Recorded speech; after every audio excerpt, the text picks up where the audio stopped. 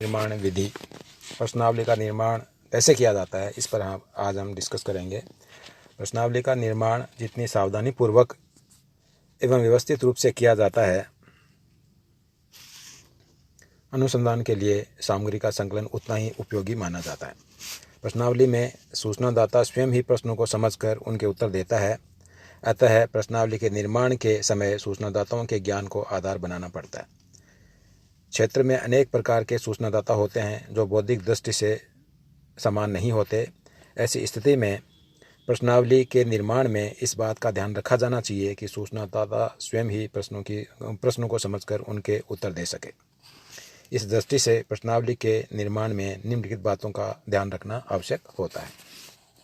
प्रश्नावली निर्माण की विधि, इसमें सबसे पहला है अध्ययन की समस्या।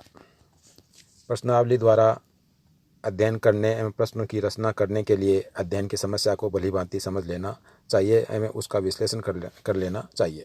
इसमें 3 बातों पर विशेष ध्यान देना होता है। सबसे पहला है पूर्ण जानकारी, दूसरा है क्षेत्र तथा सूचनादाता और तीसरा है अध्ययन की इकाई। पूर्ण जानकारी, प्रश्नावली के निर्माण के अध्ययन समस्या को सभी दृष्टिकोणों से समझ लेना चाहिए, तब उसकी पूरी तरह से जांच परख कर लेनी चाहिए। अन्यथा अनुसंधानकर्ता को प्रश्न रचना के समय अनेक समस्याओं का सामना करना पड़ता है।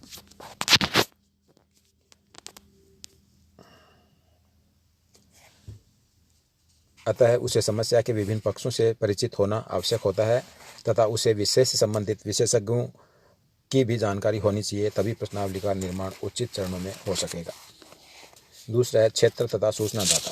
प्रश्नावली की रचना के पूर्व सूचनादाताओं की जानकारी भी आवश्यक होती है कि वे कितने हैं, कितने क्षेत्रों में फैले हुए हैं आदि। जैसे यदि भौगोलिक क्षेत्र अत्यंत बड़ा हो तथा समस्या सामान्य प्रकृति की हो तो सूचनादाताओं की संख्या अधिक होगी और आवश्यक निदर्शन निकालकर उनकी संख्या का निर्धारण करना होता है।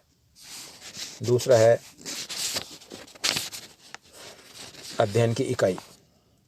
प्रश्नावली निर्माण के समय यह भी स्पष्ट करना होगा कि अध्ययन की इकाई क्या होगी, जिससे उत्तरदाता इन इकाइयों को एक ही अर्थ में समझें और उनसे एक ही प्रकार की सूचनाएं प्राप्त हों। जैसे बालकों का अध्ययन करते समय प्रश्नावली में बालकों की आयु 12 वर्ष का स्पष्ट उल्लेख किया जाना चाहिए। इसके पश्चात है दूसरा है प्रश्नों की उपयुक्तता। प्रश्नावली में किसी भी प्रश्न को सम्मिलित करने से पूर्व यह देखना चाहिए कि वह विषय से संबंधित सूचना के संकलन में कितना सहायक होगा। अनावश्यक प्रश्नों के सम्मेलन से धन, समय, श्रम आदि का अधिक उपयोग होता है। इसके साथ ही इस बात का भी ध्यान रखना चाहिए कि प्रश्नों के उत्तरदाता को बिना अध्ययनकर्ता की सहायता के ही देने होते हैं। अतः प्रश्नों का निर्माण सरल, सटीक व व्यवस्थित होना चाहिए। इसी संदर्भ में पीवीएन का कहना है कि एक प्रश्नावली का बिना एक क्षेत्र कार्यकर्ता के सहयोग अथवा निगरानी के दूर से ही उत्तर देना होता है। इसलिए उन कारकों को मस्तिष्क में निरंतर रखना चाहिए जो यथार्थ उत्तरों को देने के लिए अधिक उपयुक्त हैं। इस दृष्टि से प्रश्नों के संबंध में निम्न बातें ध्यान योग्य हैं। इसके पश्चात है प्रश्नों की स्पष्टता एवं विशिष्टता। अनुसंधानकर्ता को प्रश्न निर्माण के समय इस बात को ध्यान में रखना आवश्यक है कि ऐसे प्रश्नों का निर्माण न किया जाए जो अस्पष्ट एवं अनिश्चित उत्तर देने वाले हों या अथवा भ्रम में डालने वाले हों। ऐसे प्रश्नों का निर्माण अनुसंधानकर्ता द्वारा नहीं किया जाना चाहिए। इसके साथ ही द्विअर्थक, दोषपूर्ण, अप्रचलित प्रश्नों को भी न रखा जाए। प्रश्नों के निर्माण में विशिष्ट शब्दावली का भी प्रयोग न किया जाए जिसे समझने के लिए उत्तरदाता को कठिनाई का सामना करना पड़े। जैसे कि आप पढ़े लिखे हैं के स्थान पर आपने किस स्तर तक शिक्षा ग्रहण की है पूछना अधिक उपयुक्त होगा। इसके पश्चात है सरल प्रश्न। प्रश्नावली में सरल प्रश्नों का समावेश किया जाना चाहिए जिससे सामान्य बुद्धि वाला भी उन्हें सरलता से समझ सके। सरलता का ध्यान इसलिए भी रखा जाना चाहिए क्योंकि प्रश्नों के उत्तर लिखते समय अनुसंधानकर्ता वहां उपस्थित नहीं रहता, अतः उत्तरदाता वही अर्थ लगाए जो अपेक्षित है। यह बात महत्वपूर्ण होती है। इसके पश्चात है संक्षिप्त व श्रेणीबद्ध उत्तर। प्रश्नावली में प्रश्न संक्षिप्त होने चाहिए जिनका उत्तर संक्षिप्त रूप में ही देना पड़े। इससे उत्तरदाता प्रश्नावली भरते समय ऊबता नहीं है। साथ ही उनमें क्रमबद्धता भी होनी चाहिए। यदि उत्तर हाँ नहीं में हो तो और भी अच्छा है। इसी रूप में बहुविकल्पात्मक प्रश्न सबसे अच्छे रहते हैं जिनमें प्रश्नों का निर्माण कठिनता से होता है लेकिन उत्तर देने में संक्षिप्तता रहती है। जैसे आप धूम्रपान के प्रति कैसा दृष्टिकोण रखते हैं, पूर्णतया घृणित, अच्छा, उदासीन, पूर्णतया अनुकूल, अत्यावश्यक। इस प्रकार के प्रश्नों में संक्षिप्तता, श्रेणीबद्धता पाई जाती है।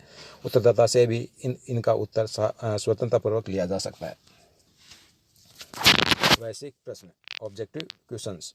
यथासंभव प्रश्नों में किसी प्रकार का निजी झुकाव नहीं होना चाहिए। उनके उत्तर निष्पक्षता लिए हुए होने चाहिए, तभी उत्तरदाताओं से वास्तविक अथवा सही अध्ययन निकलवाए जा सकते हैं, सही उत्तर प्राप्त किए जा सकते हैं। इससे अध्ययन में निश्चितता आ सकेगी। फिर है बचाव वाले प्रश्न। गोपनीय तथा गहन सूचनाओं वाले प्रश्नों से बचना चाहिए, क्योंकि ऐसे प्रश्नों के उत्तर देने में उत्तरदाता कतराता है। यौन व्यवहार, अपराधी प्रवृत्ति आदि से संबंधित प्रश्न इसी प्रकार के होते हैं। वैयक्तिक प्रश्न, भावनात्मक प्रश्न व प्रतिष्ठा वाले प्रश्नों से भी बचना चाहिए।